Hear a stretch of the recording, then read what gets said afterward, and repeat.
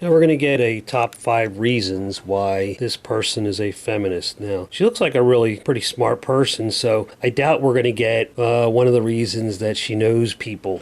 All of us have mothers, sisters, aunts, cousins that are women. And that's why I don't understand why some men are very negative about the whole feminism concept.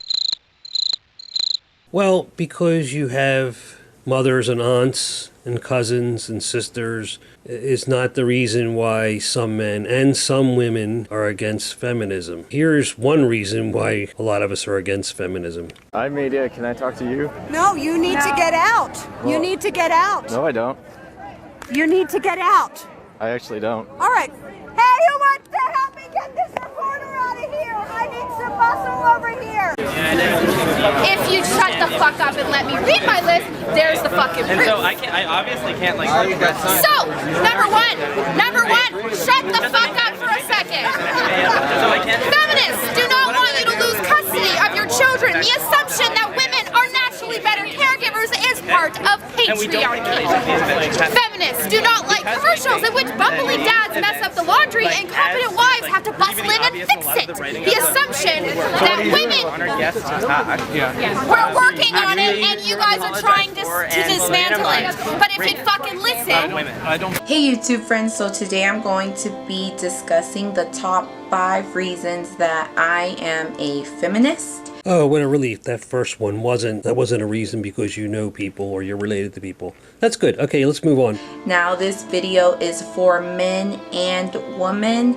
There is a particular myth that feminists are man haters or that men cannot be feminists. That is absolutely false. Well, the myth that men can't be feminists is obviously false. However, the myth that some feminists are man-haters, maybe you're new to this, but it's not a myth. Now, not all women, not all feminists. If you are a man, you can be a feminist, and you're probably actually awesome because you have a balance between masculine and feminine characteristics. I don't know what my balance is between characteristics, and there was a time when I didn't have a difficulty identifying as a feminist because I was under the misconception that meant equal rights for men and women. But now, since I've discovered with third wave and now there's fourth wave feminism, it's not about equality. So I'm an egalitarian. I believe in equality for everyone. So not feminism. So reason number 5 that I am a feminist is because sexism still exists in the year 2016. This picture that I have of superheroes, it was a gift from a friend, which was really sweet, and I love superheroes, don't get me wrong. The way that the picture is painted, it's Wonder Woman, Superman, Flash, and Batman.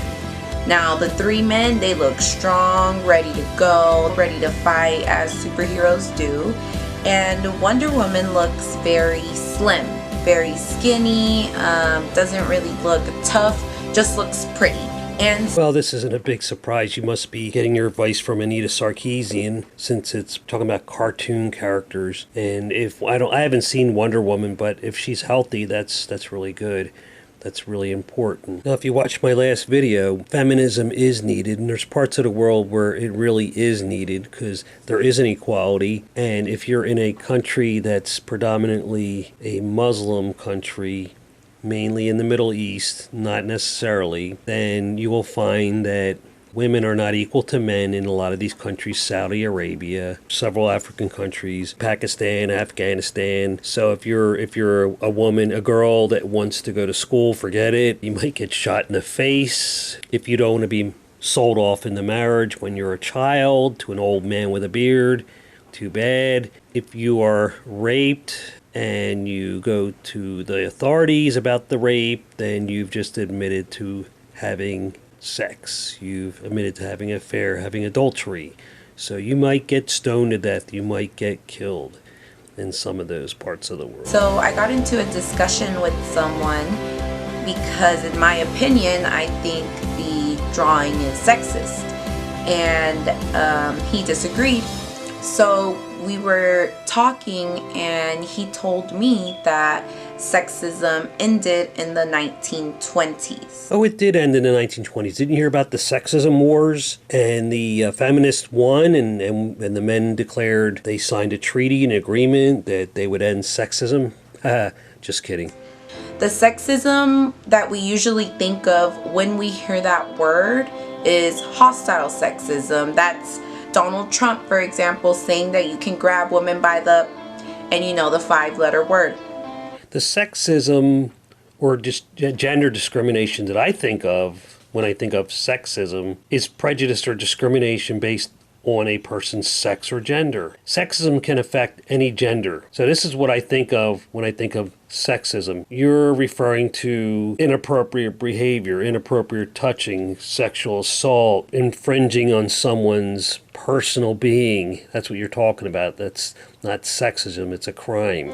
But there's also another form of sexism that's benevolent sexism. Oh, benevolent sexism. Well, now I'm confused because benevolence is characterized by or giving to doing good or suggestive of doing good. So you're talking about good sexism, one that does good. I'm not really that familiar with it. And according to Dr. Anderson, which by the way, she was my psychology of women professor and psychology of prejudice professor. Let me guess, you took gender studies. There's a big career. There's a big career ahead for you. And she is the bomb.com.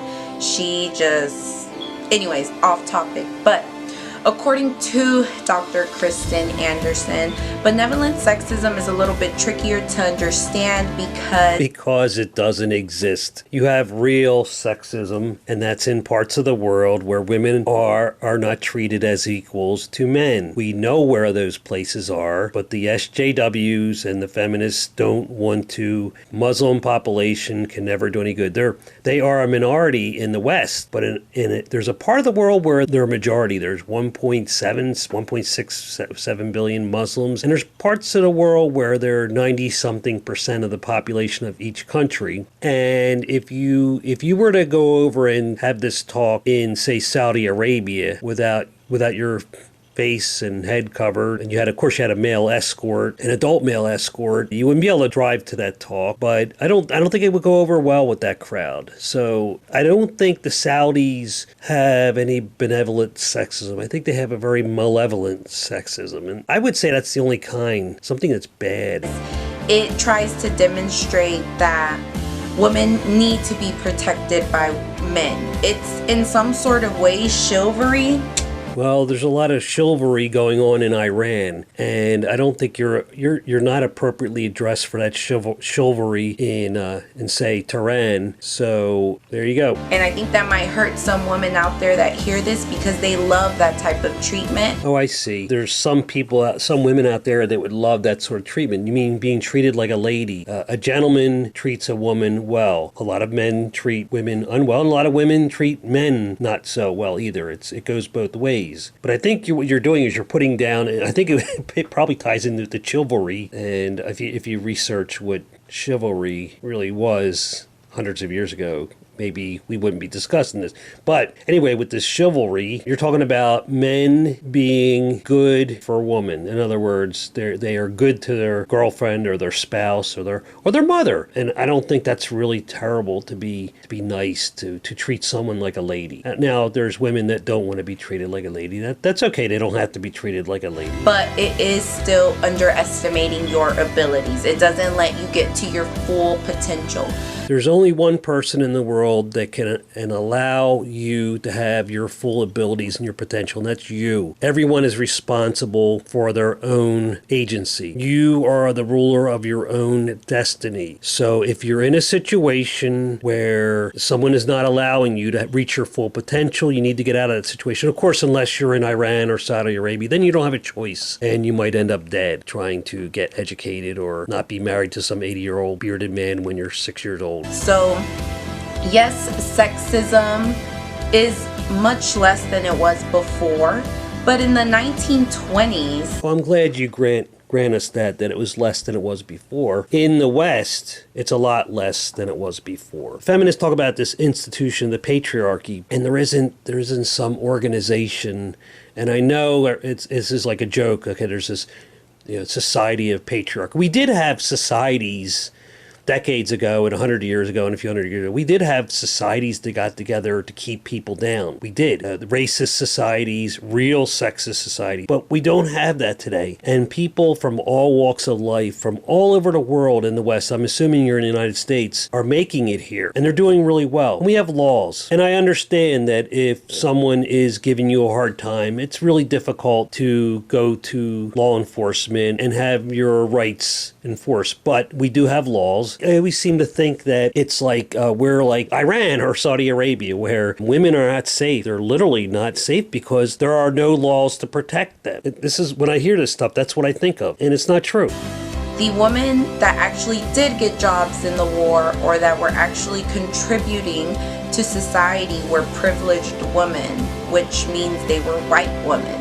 Women of color did not get that same privilege. We were still treated in an unfair manner. It's funny you mentioned privilege here, because when many of the feminists I see speaking out seem to be privileged, they can afford going to college, their parents are upper middle class or wealthy, and you do know that in the 1920s women won suffrage, they won the right to vote. And when I say women, it's the opposite of male, meaning females. So I didn't say skin color. So if you look that up, you can't conflate the civil rights movement with black women who were allowed to vote with white women in the 1920s, but black people being kept from voting because of the Jim Crow laws in the South, as well as the black men. So this is not a male-female issue. This is a racist issue. And we had laws in the 1960s that were passed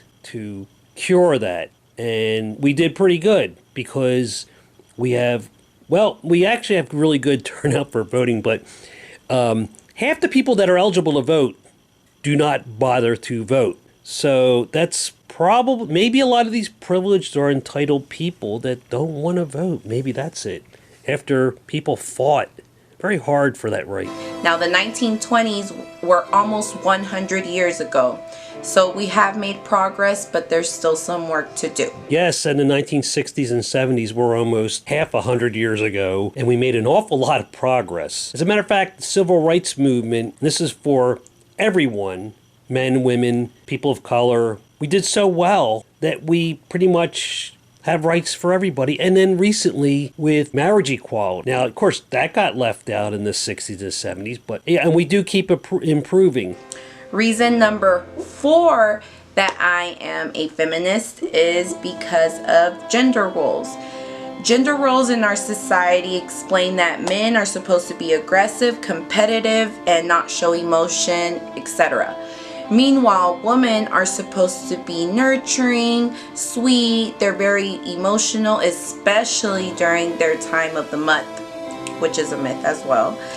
And now, when you talk about gender roles, we have two different paths we can take. The one that you referred to, the one that you're supposed to be. Somebody is telling you that males have to be this and females have to be all sweet and males have to be tough. And then you have what you want to be. And you are the captain of your own destiny. So if you want to not play a part in that gender role, if you're a woman and you want a career as millions and millions and millions do, you want to not bear children, you want to play sports, whatever, all the male things that are traditional male gender roles. If you're a male and you want to do traditional women things, there are a lot of men going into nursing right now. They're very underrepresented in nursing, but you can do that. And things have changed in the last 50 years where acceptance has really, try walking around in a modern U.S. city, and you have people walking around, and the naked cowboy, the guy in his underwear playing the guitar. You got people dressed like freaks. You know, the gay pride parades where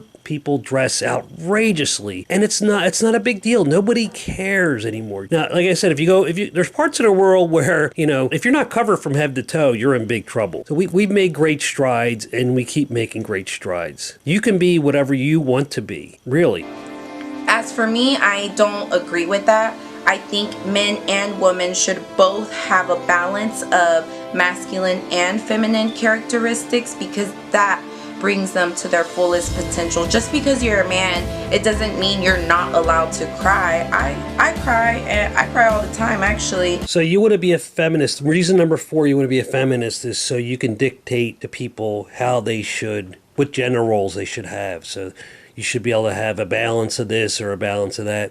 And it sounds like what you're describing is number 5, the sexism. You're trying to tell us how to be. And so if you're a man and you want to be super masculine and be a football player and have a beard and grunt, and smell bad. Well, if that's what you want to do, that's what you want to do. If you're a female and you want to dress in pink and do your nails and have your hair done and get into the makeup, that's great. You want to do that. And if you don't want to do that, if you want to be somewhere in between, you can be that. But what you're saying is feminism dictates that you have to strike this balance. So I guess men have to have their nails done, and women can't shave their armpits or something. And that's just raw emotion. There's nothing wrong with that. If you do it in front of people or if you do it alone. Sounds like maybe you've been watching like TV shows from the 1950s where big boys don't cry. And I will tell you that you saw the President of the United States tear up addressing the nation's farewell address. And the most powerful man in the world showing emotion. This is not Ozzie and Harriet days. This is 2017. Or there's nothing wrong with the woman being aggressive. It's just if a woman's aggressive, oh my gosh, all of a sudden she's the B word. Which one is that, bossy or a bitch? But if a man's aggressive, oh, he's just a man. Just let him continue doing what he's doing. Not around here, let me tell you that. Ooh, well, aggressive men don't always get away with being aggressive because they're men. And by the way, aggressive men are also called bossy. It's fine, he'll get over it. No. It's the same. We both get mad. We both get sad. We're both nurturing. We both eat. We both drink. We both have pets. Yeah, okay, there's a lot of things that human beings share. And it's just that by the time you're in your mother's belly, if you find out the gender of your baby, if it's a boy, oh, my little boy's probably going to be a football player, this and that. And if it's a girl. When I got into my mother's belly, I could have been a football player. I wish nobody told me that. This is bad. I mean, why didn't you let us in on that? I could have made a decision then. Could have been a doctor, a football player. She's probably going to really like to dance. She wants to be a ballerina, things of that nature. So our schemas about male and female actually influence what we become. Yes, you're right. There are parents that do have schemas about their unborn children and that they're going to be football players or ballerinas. But at 3 and 5 years old, they're going to be astronauts and cowboys and nurses and ballerinas, and they're going to be all those kind of things. And of course, as you look around, you see that people decide when they sometimes go to college, sometimes go to trade school, or just go right into the workforce, they decide what they're going to be. We don't have half the people in this country are ballerinas. Have you noticed that? This schema really hasn't had a really big effect on the ballerina industry. I would say it'd probably be really bad for the existing ballerinas because there'd be a glut of ballerinas and nobody would get paid. It wouldn't pay very well because there'd be 150 million ballerinas in this country with probably, a few thousand slots available for jobs. That would be terrible. So it's important to think with an androgynous mindset, and I think that'll really help you balance out those characteristics. I can't speak for other people, but I don't want an androgynous mindset. It's not good for me. And I wouldn't want to enforce an androgynous mindset on other people. So everyone does, however you're born, have some balance of masculine and feminine in them. There are men that are nurturing. You're saying we can be. Well, you're saying we have to be. And there are women that are, have masculine traits. This is not something you have to enforce on people. People are what they are. Okay, listen to this. So you're born, say, a man. You're supposed to be a football player and, a pilot, an army man. You find this beautiful woman that you marry and you have children. You get a house in the suburbs. There are millions of men that don't do that. They are not attracted to women.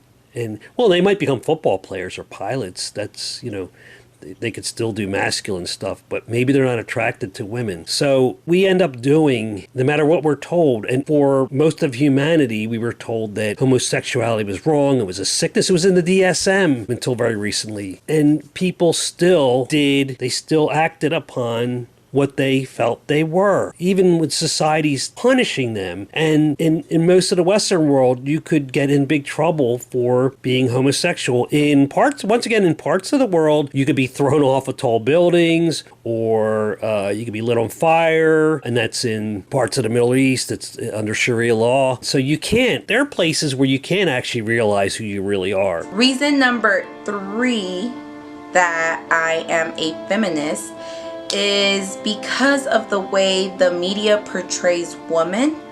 We assume that we're supposed to look a certain way, we're supposed to have a certain face, a certain body, etc.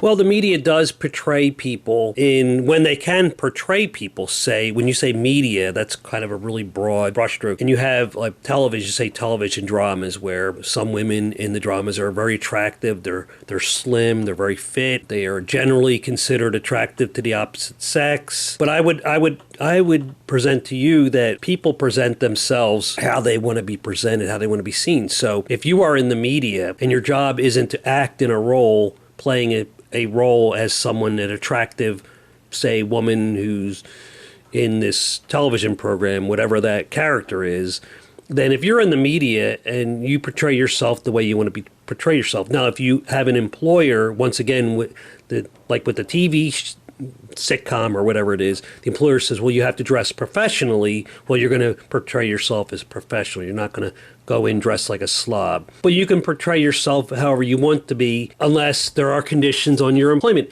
And there are men and women all over the world who have conditions thrust upon them for employment where they have to wear a uniform, they have to wear professional attire, they have to wear suits. And so it's no different. It's how you present yourself. You can't blame the media. It's not the media. The media doesn't portray the truth. It gives an illusion to the global population. It's called entertainment.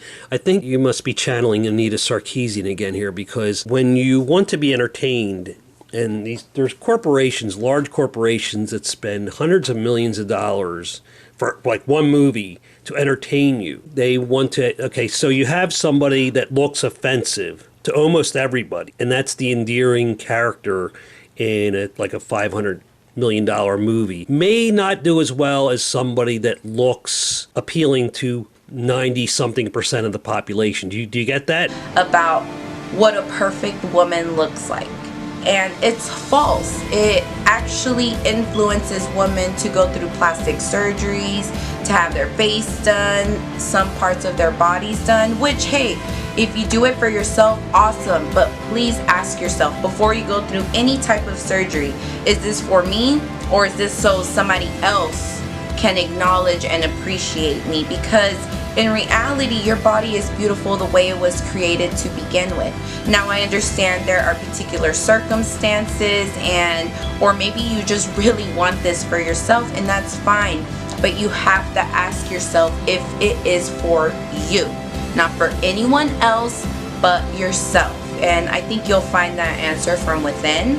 But I'm here to tell you that no matter how you were born, or how you look, or what skin color you are, or what size and shape you are a beautiful being. You just need to find that place within. So I love that mood music you have in the background is really, really moving. It's getting me into the mood of this. But what you're referring to is self-esteem, and it has nothing to do with equality. So egalitarian, if we have the same opportunities and you have low self-esteem and there's things about you that you want to change, or you have high self-esteem and there's things about you that you want to change, you're free to do it. Yes, the media can influence people, but we can say, okay, well, my last example was, say there's somebody that looks really disgusting, and Disney makes this, Pixar or something makes this $500 million movie of a slovenly, disgusting, smelly beast person who just unappealing to most people. Would we be influenced by that? Do you think that people will look at that and say, geez, I need to gain 600 pounds and grow warts on my face and, have big tufts of hair coming out of my nose? Or I don't know. So that's not a realistic. Most people don't look like that. And I don't think it would influence people to want to look disgusting. But we're talking about someone that looks disgusting in this movie, a character, not, we're not attacking people for their looks.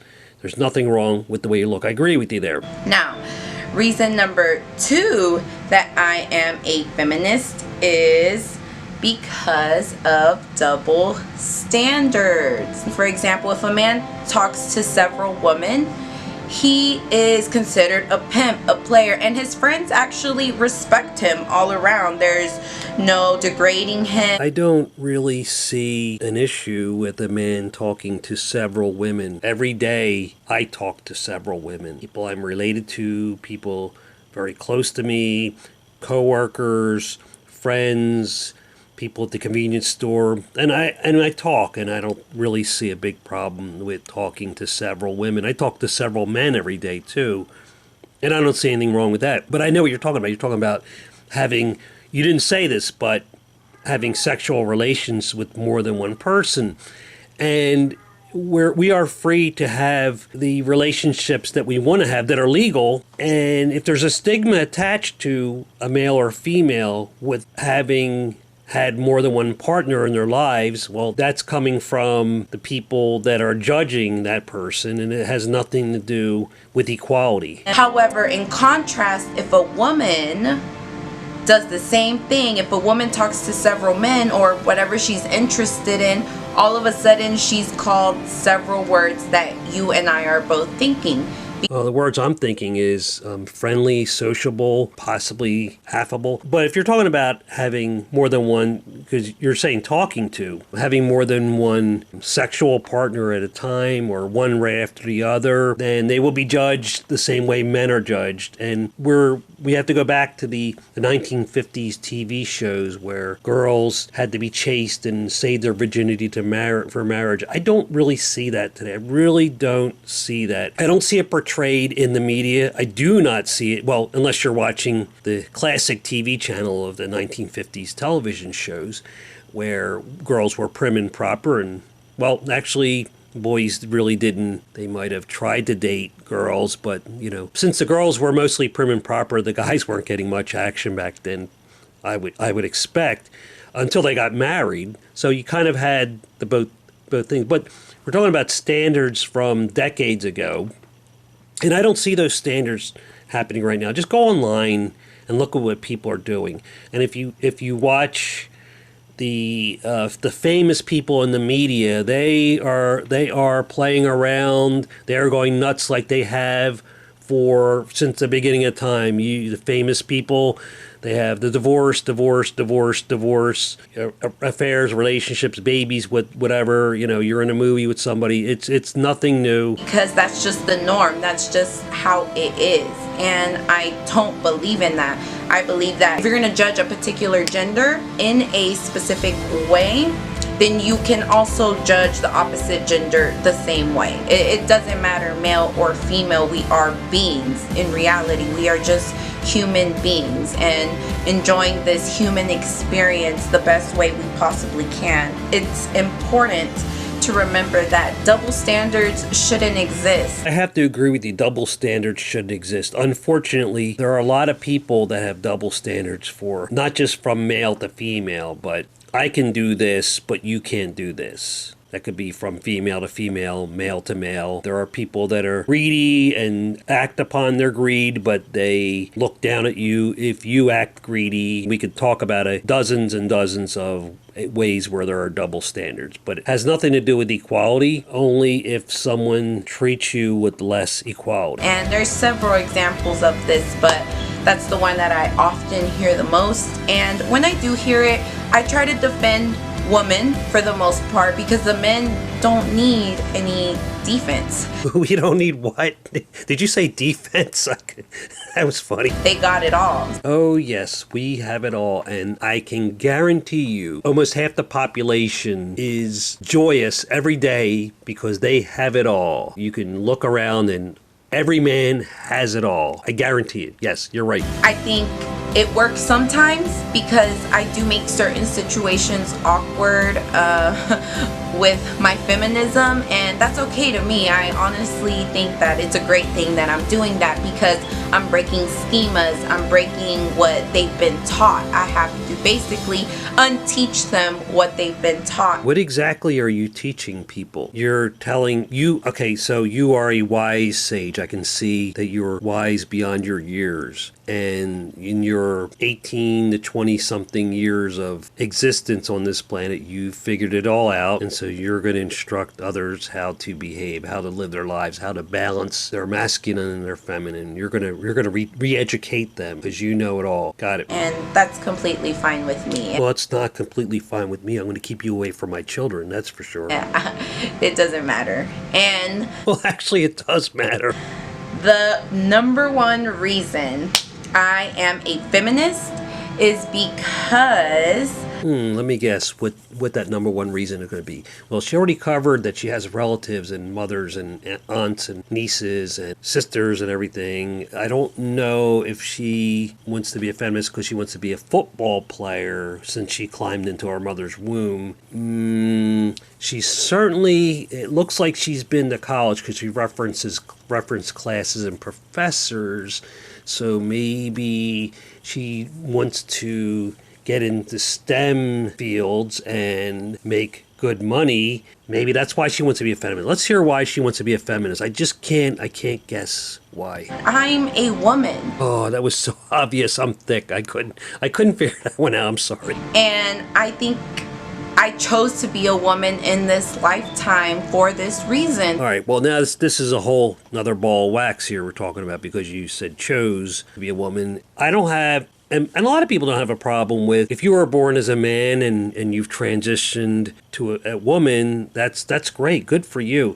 And you did a good job at it. So choosing to be a woman was probably something that probably years of contemplation. I don't feel comfortable in this body. I have gender dysphoria and I still want to be a football player, but I want to look the way I appear now.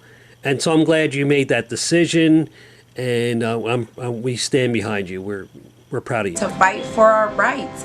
It doesn't matter if I would have been a man. I hope that I would have led the same pathway. But being a woman and actually experiencing sexism at certain points of my lifetime. I'm genuinely sorry that you've experienced sexism during your lifetime. But you do realize, and you mentioned it earlier, that men can be feminists and men and women equally through the ages have fought for rights of all people. So you don't have to choose to be born a woman to fight for women's rights. There's plenty of people out there that want equality for everybody. And I think it's probably most people, unless once again we're in the Middle East and women are second class or they're property. Really motivates me and inspires me to tell other women out there that we're all, and men, that we're all human beings. Thanks for including us men in that category of being human beings. I appreciate it. You are so kind. And we all deserve to be treated and respected in the same exact way. We all deserve to be treated in the same exact way. Respect is earned. All in all, I think being a feminist is a beautiful thing. When you are in a comfortable state of mind, you don't seem to question anything, which is what most privileged people do. Like the privileged people that can afford to go to Ivy League colleges. However, when things become uncomfortable, you start to question everything. And I think you become more awakened to the truths about life and this beautiful journey that we have. So to my men and women out there, this is for all of you. This is not just for the woman population. This is just to make everyone a much more aware being. And remember that having masculine and feminine characteristics balanced is a beautiful quality to have. So I hope you like this video. Subscribe to my channel if you already haven't, and I will be seeing you guys next time. Peace. Well, thank you for your perspective and your 5 reasons for being a feminist. I was giving you my perspectives. I was interrupting here and there. I hope you don't take it as mansplaining. This whole balance thing is a good idea if you balance all of the things, not just masculine feminism, but you, as say a parent, whether you're father or mother, you balance the attention that you give and the affection that you give for your children, and of course the other way around, generational, the balance, the attention and the filial piety towards, say, your family, your parents. These are all good things, having balances, but to dictate this particular balance that you have to have an equal balance of masculine and feminism, it probably won't work for everybody. It probably won't work for a lot of people. It might work for you, but it's not something we want to go around saying, you know, this is the point, this is the standard where we're setting, and you have to be at this balance, because what's good for me may not be good for you. What my balance is, I could re-educate you on my balance, but maybe that's not going to work for you. So the best advice that I can give from the small time I've been on this planet is to try to be yourself, try to be honest. The golden rule: treat people as you would want to be treated, and maybe even try to treat them better. And you'll find that people will like you if you show them kindness, and if the balance that you have is one of being a good person and treating others good, and equality, egalitarianism is very important. We don't need feminism if everyone is equal, and that's the most important thing. If feminism is something other than equality, then you need to tell us what it is. That does feminism mean that women are more important than men because of the patriarchy, and we need to be in a lesser role, for a diminished role for a while, to pay penance for thousands of years of dominating, keep women down? If feminism is about that, then it's not about equality. So we have to think about it. Well, I will subscribe to your channel. Hopefully you'll subscribe to my channel. And if anyone has enjoyed or taken any pleasure or balance in watching my video response, please subscribe to my channel. Thank you very much, and I will see you next time.